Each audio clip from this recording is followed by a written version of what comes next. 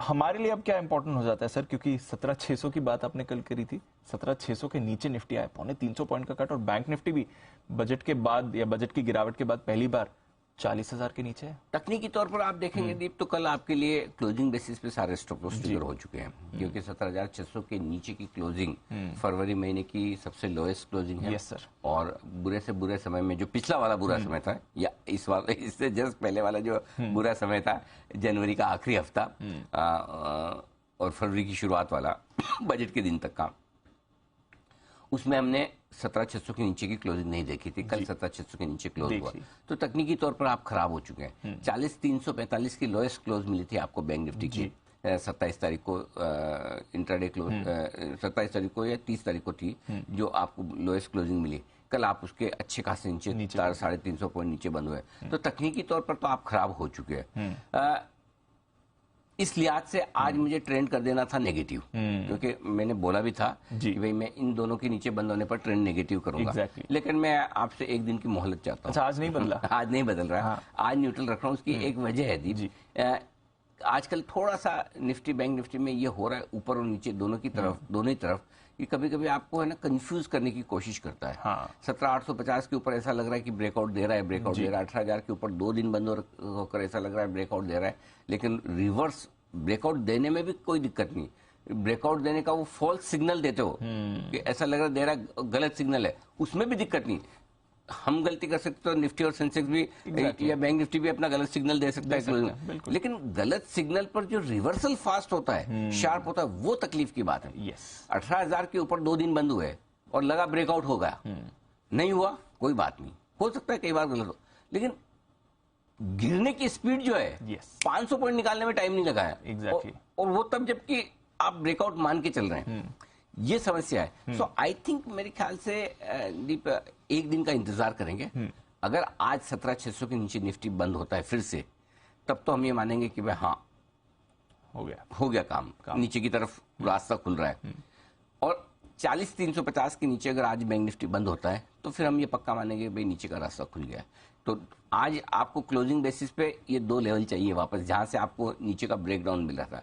दूसरा तरीका जो हो सकता है वो ये कि जनवरी के आखिरी हफ्ते के बजट के ठीक समय, बजट के दिन के जो लोएस्ट लेवल है इंट्राडे वाले, वो ना तोड़े। देखो, दोनों लेवल की इंपॉर्टेंस है, एक इंट्राडे लेवल की इंपॉर्टेंस होती है, एक क्लोजिंग लेवल की होती है। आपको कंफर्म ब्रेकडाउन चाहिए तो आपको दोनों तोड़ने चाहिए। राइट, आप समझ रहे?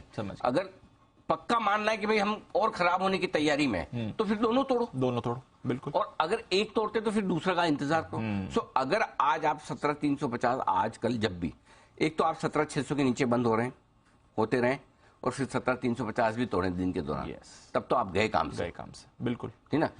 फिर हमें 16,500 और वो जो भी आगे के लेवल 17,100 जो वो सब बाद में निकाले भी नहीं, बहुत पीछे जाके देखना पड़ेगा। सो वो किया भी नहीं। सो आप 17,350 भी तोड़ दो और 17,600 भी क्लोजिंग पे तोड़ दो, इंट्राडे का लेवल भी तोड़ो और क्लोजिंग भी तोड़ो, फिर तो मामला ज्यादा गड़बड़।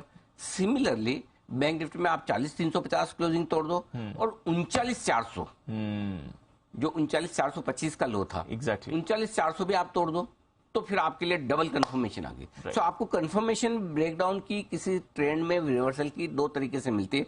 एक तो ये आप इंट्राडे और क्लोजिंग दोनों लेवल तोड़ो, और दूसरा ये क्लोजिंग लेवल को 2 या 3 दिन तक तोड़ दो। अब प्रॉब्लम क्या है, 2-3 दिन के लिए आप इंतजार भी कर सकते। अब फॉर एग्जांपल मैं आपको बताऊं दीप, कि भाई अगर 17,850 के नीचे बंद होगा तो आपका ट्रेंड खराब हो जाए। 2 दिन पहले 17,850 बंद हुए, उस दिन आप इंतजार करेंगे, चलो रुकते हैं। नेक्स्ट डे 17,825 बंद हुए, एडजस्ट होकर थोड़ा सा नीचे। एक्चुअली तो लास्ट क्लोजिंग प्रोविजनल तो वहां भी 17,850, तो आप सोचो चलो वेट करते हैं, 30 दिन सीधा आप 300 पॉइंट। अब क्या करोगे? एग्जैक्टली। अब एक दिन आपने इंतजार कर लिया तो 300 पॉइंट लग गए क्लोजिंग में से। सो इतना आसान नहीं है, लेवल्स को भी बहुत एकदम स्ट्रिक्टली, कई बार आपको वो ऑब्जेक्टिवली कॉल लेना पड़ता है। सो और उसमें गलती होने की बहुत संभावना रहती है। सो 2 फॉर्मूला पे चले, 2-3 दिन आप देख लें कि बड़े लेवल के नीचे बंद हो रहा है, और चूंकि मंथली एक्सपायरी का दिन है, इसलिए मैंने एक बेनिफिट ऑफ डाउट रखा है कि देखते हैं आज का क्लोजिंग और देखते हैं, प्लस इंट्राडे लेवल्स देखते हैं। अगर दोनों ही तोड़ देते हैं क्लोजिंग तो हमने तोड़ दिया, इंट्राडे भी तोड़ देते तो फिर ट्रेंड हम आपको कल नेगेटिव दे देंगे।